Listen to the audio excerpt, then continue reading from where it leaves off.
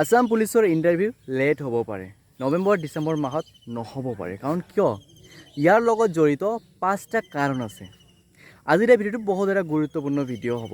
Good morning বন্ধু বান্ধৱীসকল, finally পুনৰবাৰ সকলোকে বিজুদীপ 13 ইউটিউব চেনেলত স্বাগতম জনাইছোঁ। চ' আজি যিহেতু ফাইনেলি ডে 12 মোৰ, আৰু আজি ফাইনেলি যেনেকৈ আৰু 5 কিলোমিটাৰ আজিও চেম ৰানিং কৰিলোঁ, যিহেতু ৰানিং একেবাৰে বেয়া হৈছে।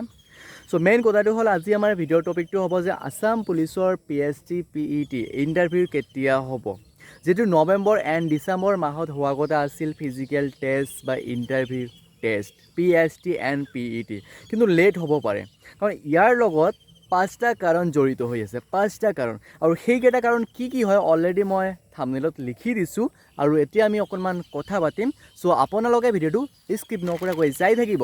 আৰু যদিহে আপোনালোকে আমাৰ চেনেলটোত নতুনবাৰ কাৰণে ভিজিট কৰিছে, তেনেহ'লে প্লিজ চেনেলটো ছাবস্ক্ৰাইব এণ্ড ফ'ল' কৰিব নাপাহৰিব।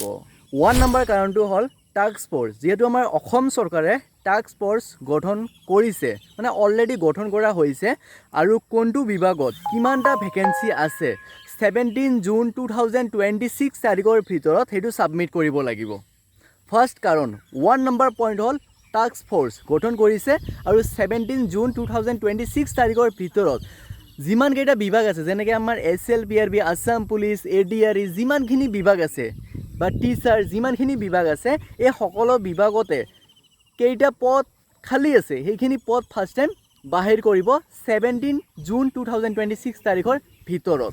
ছেকেণ্ড নম্বৰ পইণ্টটো হ'ল কোৰ্ট কেছ। যিহেতু আমি সকলোৱে গম পাওঁ যে আমাৰ ফিজিকেল লৈ কোৰ্ট কেছ চলি আছে, বা আমাৰ ফাইনেলত ABUB বা কিছুমান ড্ৰাইভাৰ কনষ্টেবল যি নহয় কিয় আমাৰ কোৰ্টত কেছ চলি আছে গুৱাহাটী হাইকোৰ্টত।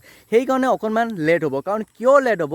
যিহেতু ছাপ'জ মন কৰিব আমাৰ SLPRB আসাম পুলিচৰ এটা ভেকেঞ্চি বা ABUB বা ড্ৰাইভাৰ কনষ্টেবল যি নহয় কিয়, যিটো ডিপাৰ্টমেণ্টত কেছ চলি থাকে সেইটো ডিপাৰ্টমেণ্টত আকৌ নতুনকৈ ভেকেঞ্চি ফিল আপ কৰিব নোৱাৰে। কাৰণ সেই আগৰ যিখিনি পেণ্ডিং কেছ আছে বা কি আছে সেইবোৰ মানে আপোনালোকৰ ফাৰ্ষ্ট টাইম ডিছমিছ হ'ব লাগিব।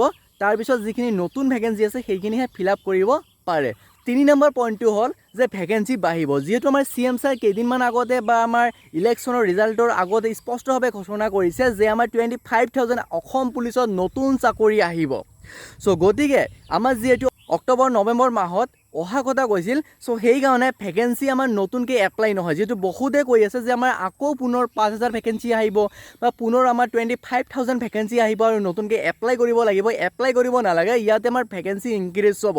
যিহেতু আমাৰ বহুত ভেকেঞ্চি খালী আছে, আৰু একেবাৰে যে 25,000 ভেকেঞ্চি ফিল আপ কৰিব সেইটো ফুল কথা। চ' তাৰ পৰা কিছুমান ভেকেঞ্চি ইয়াতে এড কৰিব পাৰে। যিহেতু আমাৰ 2018 চনত তেনেকুৱা এটা হৈছিল, মানে আমাৰ ফাৰ্ষ্ট ইণ্টাৰভিউ হৈছিল বা ভেকেঞ্চি মুকলি কৰি দিয়া হৈছিল, এপ্লাই হৈছিল। পুনৰ কিছুদিনমান মানে এবছৰ 2 বছৰ পিছত আকৌ এপ্লাই মুকলি কৰি দিয়া হৈছিল, কিন্তু ভেকেঞ্চি ইনক্ৰিজ কৰি দিয়া হৈছিল। কিন্তু এতিয়া এইবাৰ মই ভাবোঁ যে এপ্লাই ডেট দিলে দিব পাৰে, বেছি দিন সময় নিদিব, কিন্তু ভেকেঞ্চিখিনি ইয়াতে ইনক্ৰিজ কৰিব। মানে এক্সট্ৰাকৈ ভেকেঞ্চি ফিল আপ নকৰে বা এক্সট্ৰাকৈ ভেকেঞ্চি এপ্লাই নহয়। পইণ্ট 4 4 নম্বৰ পইণ্টটো হ'ল আমাৰ যিহেতু নতুন চৰকাৰ আহিছে, আৰু এতিয়াও আমাৰ চৰকাৰৰ হাতত 5 বছৰ সময় আছে। সেইকাৰণে ভেকেঞ্চিখিনি ইমিডিয়েটলি ইমান সোনকালে ফিল আপ নকৰিব। যিহেতু 5 বছৰত এইখিনি যিমান ভেকেঞ্চি আছে বা 2 লাখ নতুনকৈ চাকৰি দিব, এইখিনি ফিল আপ কৰিব। এইখিনি পাৰে আমাৰ 5 বছৰৰ ভিতৰতহে কমপ্লিট কৰিব। এনেকুৱা নহয় যে আমাৰ চৰকাৰ আহিছে এতিয়া আমাৰ ভেকেঞ্চি ফিল আপ কৰিব, ইমানো সোনকালে ভেকেঞ্চি ফিল আপ নকৰে। যিহেতু আমাৰ নতুন চৰকাৰ আহিছে আৰু 5 বছৰ হাতত আছে, গতিকে 5 বছৰৰ ভিতৰত যিখিনি আমাৰ আসাম পুলিচত 25,000 চাকৰি আছে, বা টিচাৰত আমাৰ 55,000 ভেকেঞ্চি আছে, মানে যিমান আমাৰ 2 লাখ চাকৰি আছে, সেইখিনি চাকৰি প্ৰায় আমাৰ 5 বছৰতহে ফিল আপ কৰিব, বা এইটো বছৰত বা আমাৰ 2026তে যে ক্লিয়াৰ কৰিব বা 2027ত ক্লিয়াৰ কৰিব তেনেকুৱা নহয়, মানে 5 বছৰতহে কমপ্লিট কৰিব। পইণ্ট 5 চ' 5 নম্বৰ কাৰণটো হ'ল আমাৰ যিহেতু এতিয়া আমাৰ ট্ৰেইনিং চলি আছে। যোৱা বছৰ যিখিনি আমাৰ চাকৰি হৈ গ'ল, 5,000 প্ৰায় চাকৰি আমাৰ হৈ গ'ল, আৰু অলৰেডি ট্ৰেইনিং চলি আছে। ABUB ড্ৰাইভাৰ কনষ্টেবল যিমানখিনি ভেকেঞ্চি আছে অলৰেডি আমাৰ মিড টাৰ্ম হৈ গ'ল, 6 মান প্ৰায় হৈ গ'ল, 6 মান হৈ গ'ল। এই ল'ৰা ছোৱালীসকলে কি কৰিব? POP কমপ্লিট হ'ব লাগিব। এই ল'ৰা ছোৱালীসকলে আহিহে আমাৰ নিজৰ ইণ্টাৰভিউ ল'ব। আমি যে ইণ্টাৰভিউ দিম, আমাৰ বন্ধু বান্ধৱীসকলে যিসকলে ট্ৰেইনিং কৰি আছে সিহঁতে POP কমপ্লিট কৰি আহি সিহঁতে আমাৰ ইণ্টাৰভিউ ল'ব।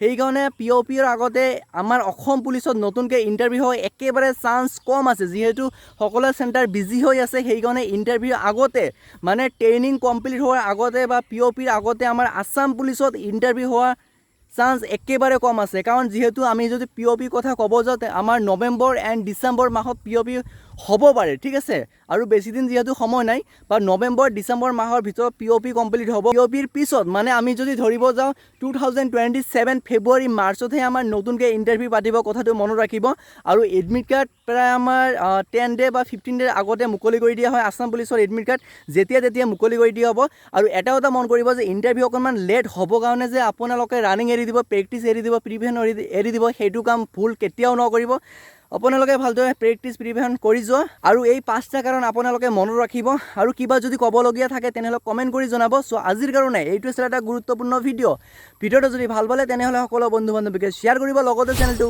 ছাপোৰ্ট ছাবস্ক্ৰাইব এণ্ড ফ'ল' কৰিব নাপাহৰিব জয় অসম